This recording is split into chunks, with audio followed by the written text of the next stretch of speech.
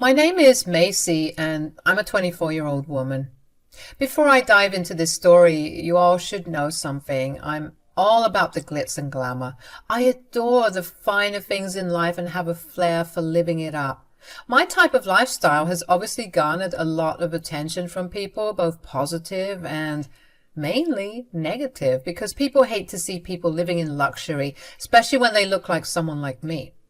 But hey, just because I love rocking designer outfits and sipping champagne doesn't mean I'm some shallow bimbo or gold digger. Trust me. I've got more depth than most people give me credit for, like Marilyn Monroe. Now, here's the tea. I've always dealt with judgments and assumptions about who I am based on my appearance. People see my love for luxury and think that's all there is to me. But they couldn't be more wrong. I'm smart, ambitious, and driven. I've got dreams, goals, and brains, darling. Now, this brings me to the story I'm about to share because as much as I was used to being harshly criticized, my husband and I were almost killed due to my inability to see my mother-in-law's true feelings towards me. I have to admit she did a pretty good job of hiding her real feelings from me. She made me believe that she truly loved me, but after what I've been through, I'll never make that mistake of trusting her again. Lois had this way of showing affection and making me feel like part of the family. It was like she had a soft spot for me, and I couldn't help but think it was because she saw something in me that she admired. Now, picture this. Family gatherings where I'd walk in with my bold makeup and fierce outfit, ready to make a statement. And you know how family can be, right? Especially if they're staunchly Christian like Tyler's family. They'd shoot me these judgmental looks, whispering behind my back about my excessive and trashy style. But who was there to have my back? Lois. That's who. Whenever those relatives tried to throw shade my way, Lois would swoop in like a fierce protector. She'd shut them down with her sharp tongue and witty comebacks, defending my right to express myself however I pleased. It was like she saw the beauty in my boldness and wanted to shield me from their closed-mindedness. In those moments, I couldn't help but think that Lois admired my youthful spirit and envied my confidence. She had this subtle fascination with my lifestyle, my freedom to be unapologetically me. It was almost like she lived vicariously through me, experiencing a taste of the vibrant life she might have missed out on. I'll admit that part of me enjoyed the attention. I mean, who wouldn't love having someone look up to them like that? Lois made me feel special, like I had this secret admirer within the family. I cherished our moments together, the conversations where she would share stories of her own youthful adventures and how she wished she could relive those carefree days. Because of our closeness, Lois and I had our fair share of outings together. Brunches, luncheons, picnics, and even spa dates were on the agenda. It was like she wanted to bond and create this picture-perfect mother-in-law and daughter-in-law relationship. I was all for it. Having a mother-in-law who genuinely wanted to spend time with you was like finding a unicorn in the sea of drama. I appreciated Lois for her efforts. It's not every day you come across a mother-in-law who goes out of her way to plan these outings and genuinely enjoys your company. It felt like a blessing to have such a wholesome and healthy relationship with an in-law. I let my guard down, thinking this was just another piece of evidence that proved our bond was real.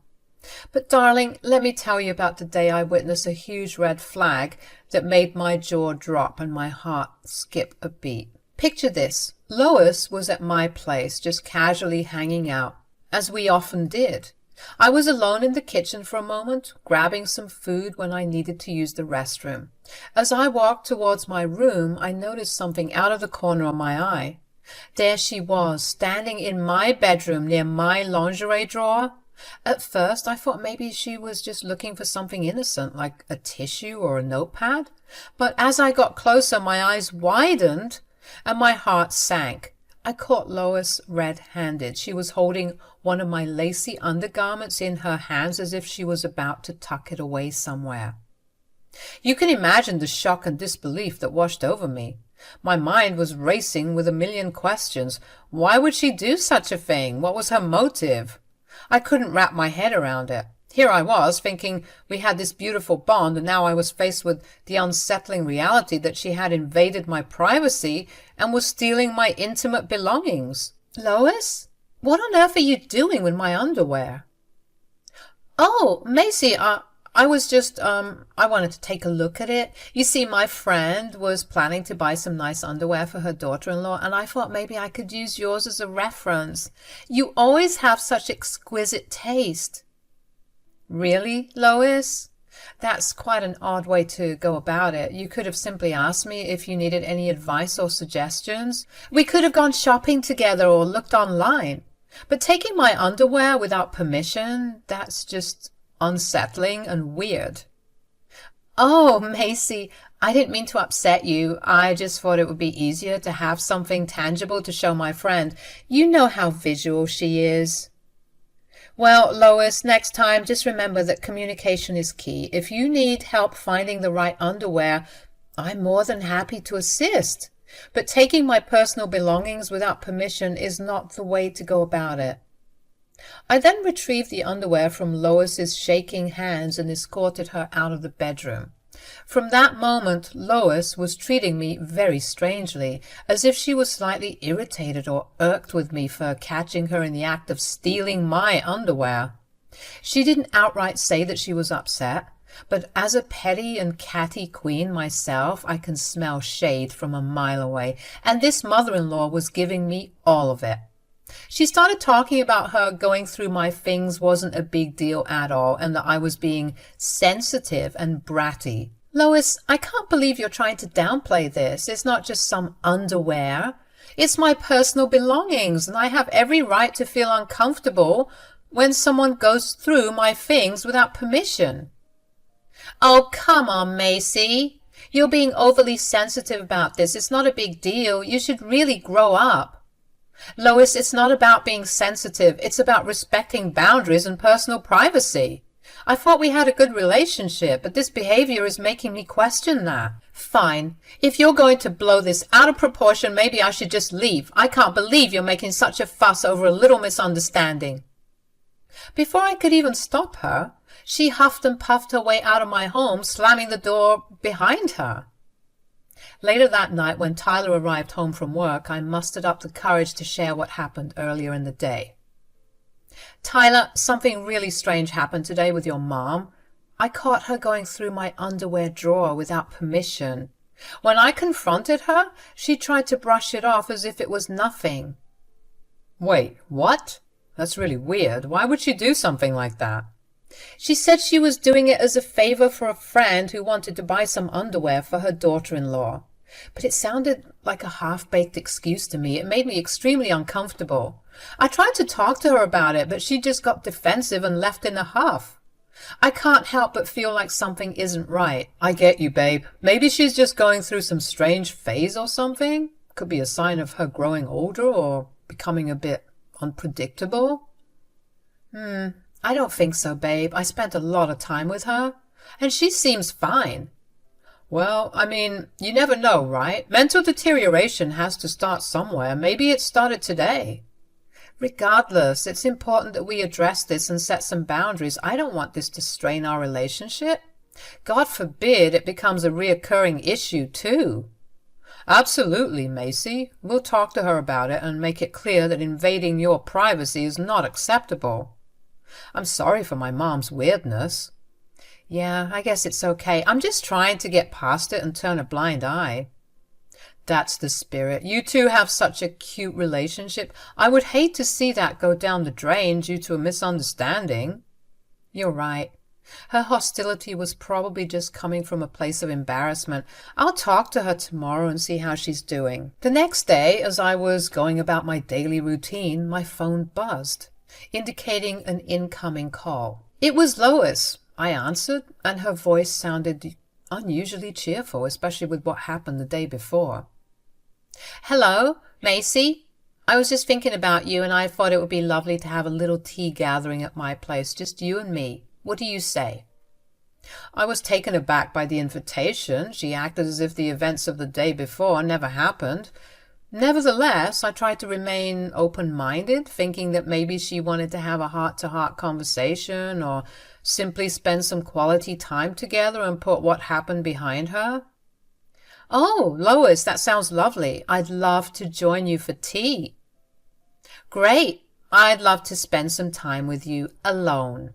I couldn't help but feel a twinge of suspicion at Lois's statement. The way she enunciated the alone part made me furrow my perfectly manicured brows, but I brushed it off. After all, we'd often spend our time alone, as she put it, just the two of us.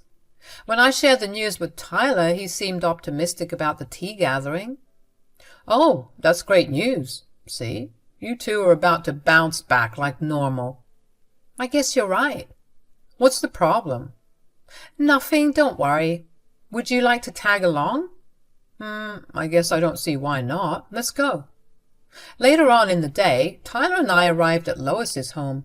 We let ourselves in, as we often did, and immediately we were greeted by the delightful aroma of freshly brewed tea. It filled the air with a comforting warmth, inviting us further inside. My apprehension and awkwardness from the events of the day before was slowly being replaced with a mix of relaxation and excitement. I was ready to enjoy my afternoon and squash the whole issue, clearly seeing that Lois was extending an olive branch. As we entered the elegant living room, the sound of soft classical music filled the air. The table was adorned with a delicate lace tablecloth, and dainty china cups were carefully arranged, waiting to be filled with steaming tea. "Lois!" "Hello!" Lois emerged from the kitchen, a smile adorning her face. However, as her eyes fell upon Tyler standing beside me, her smile quickly faded, replaced by a hint of irritation. "Oh, Macy, I thought I made it clear that this was meant to be a one-on-one gathering." "Oh, come on, Mom. I just thought I'd join in on the fun. What, aren't you happy to see your favorite child?" Lois tried to hide her disappointment and voiced her disapproval. "Well, I had hoped for some quality time with my daughter-in-law, just the two of us. This wasn't the plan." "Relax, Mom. I won't sully the purity and wholesomeness of your mother-in-law-daughter-in-law relationship bonding time. I'll just have some tea and keep myself occupied with a book or something." Lois seemed hesitant, nervous even, but ultimately agreed to let Tyler stay. I found her resistance odd, but she decided to let it go for the time being. "All right, fine. But I have to brew another pot of tea. Wait here." While Lois made her way to the kitchen to do as he said, I noticed that there was already a freshly brewed pot that she had brought out for us when she came out to greet us. Tyler saw this too and made his way to pour himself a cup. "Please pour a cup for me too, babe." "Of course, milady." Hearing our conversation, Lois burst back into the living room, catching Tyler putting the cup to his lips as he was taking a sip. "Wait, Tyler!" Tyler guzzled everything down, and once he was done, Lois's face turned ghostly pale. "What's up, Mom? I'm sorry, I couldn't wait. I just had to have some tea. It was smelling so good when we walked in, and oh!" It was like a movie. Tyler, a 6'4" man, stumbled and faltered and then quickly dropped down, greeting the floor with a loud smack. I screamed, completely horrified at what had happened. "Oh my God! Tyler! Tyler! We have to call an ambulance now!" But just as I was about to reach for my phone, Lois halted me with an unsettling calmness in her voice. "No, Macy, there's no need for that." I turned to Lois, my eyes wide with disbelief and fear, unable to comprehend her lack of urgency. "What are you talking about? Look at Tyler! He's unconscious! We have to do something!" To my astonishment, Lois appeared strangely composed, devoid of the frantic worry that should accompany a mother witnessing her son in such a state. "Lois, how can you be so calm? This is your son we're talking about." Lois met my gaze, her expression stoic and detached, and finally the truth began to dawn on me. A mix of confusion and horror filled my voice as I confronted her. "What? What did you put in that tea, Lois?" A chilling smile played at the corners of her lips as she revealed her sinister plan. Oh, Macy, you were never supposed to know. That tea was meant for you. I laced it with drugs. I staggered backward, unable to comprehend the enormity of what she had just confessed. What? Why? Why would you do such a thing? What could possibly possess you to target me? Lois's eyes gleamed with a twisted satisfaction as she revealed her dark motivations. You see, Macy, I never saw you as anything more than a gold-digging bimbo. I believed Tyler deserved better. I wanted to protect him from your influence. This was my way of showing him that. My mind reeled, struggling to grasp the depth of her deception and malice. The woman I had believed to be my loving mother-in-law was revealing herself to be a manipulative and dangerous adversary. Wow! So you're just like all the rest, huh? I thought you loved me. Lois's cold laughter filled the room, amplifying the gravity of the situation. Loved you? I despised you. I always have. I just wanted to get in your good graces so that no one would suspect it was me once I offended you. I couldn't believe what I was hearing. What on earth had gotten into that lady? Tyler's right. You're going crazy. That's why you tried to steal my underwear yesterday. Me? Crazy? Don't be ridiculous. Well, I suppose the cat's out of the bag now. I'll tell you why I was getting your underwear. Lois's true intentions behind stealing my underwear and drugging the tea unfolded with sinister clarity. She confessed that her foray into spiritualism and black magic led her to believe that harnessing elements of youth from others would grant her eternal vitality. Stealing my intimate belongings was part of a dark ritual, an attempt to tap into the essence of my youthfulness. When her initial plan failed, she resorted to luring me to her home, drugging the tea with the intention of extracting some of my youthful energy for herself. That's why she wanted me to come alone, and that's why she was irritated to see her son, because the tea he drank was intended for me. Lois's chilling confession unveiled the sinister depths of her intentions. I struggled to process the twisted motives that drove her actions and the darkness that resided within her. You're out of your mind, Lois. You wanted to steal my youth? Perform black magic rituals? This is pure insanity. Lois, however, responded with a disturbing laughter that sent shivers down my spine. Oh, Macy, you don't understand. I've delved into the forbidden arts of spiritualism and black magic. I desired power and eternal youth, and your constant display of youthfulness only served to torment me. It was unjust for you to flaunt what I had lost. This is madness, Lois. You need help. Professional help. What you're saying is beyond comprehension. But Lois's laughter continued, growing more unhinged, as if she reveled in her twisted desires.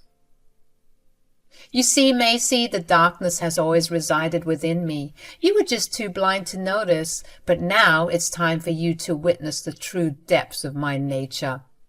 A shiver ran down my spine as I watched her face contort, her features distorting into something malevolent and sinister. It was as if her true self was finally emerging beneath the facade. My heart raced as I ran outside, desperately screaming for help. I dialed 911, tears streaming down my face as I frantically explained the terrifying situation to the operator. The seconds felt like an eternity until I saw some neighbors rushing towards me, their concerned faces offering a glimmer of hope.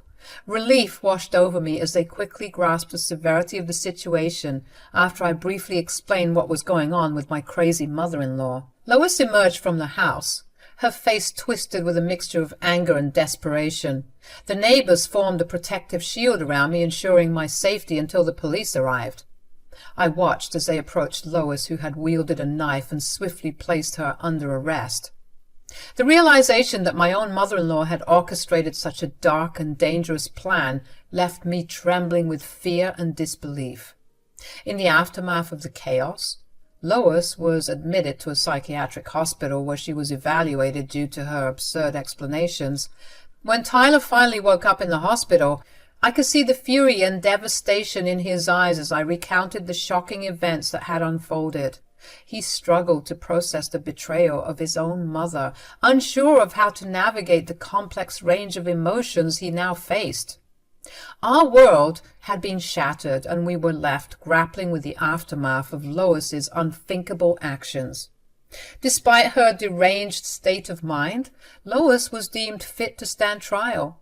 The justice system took its course, and she was sentenced to prison, losing everything that had once held value to her. The trust and love she had once shared with her son and me were forever shattered, leaving a void that could never be repaired.